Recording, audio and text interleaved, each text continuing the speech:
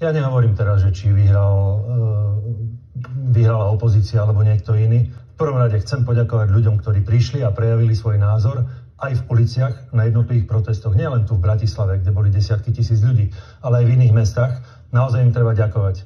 Neprišli tam pozvážaní autobusmi, prišli tam dobrovoľne, samostatne.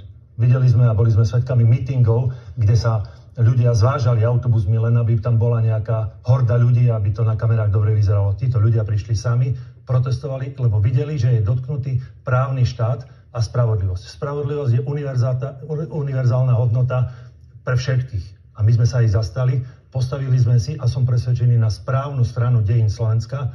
Ústavný súd dal za pravdu týmto ľuďom. Ja teraz nebudem hovoriť, ešte raz to opakujem, že či opozícia vyhrala alebo koalícia. Áno, USP bolo zrušené, tu už odpovedám na vašu otázku. A boli sme si vedomi, že ústavný súd zrejme nesiahne na USP. To sme si boli vedomi.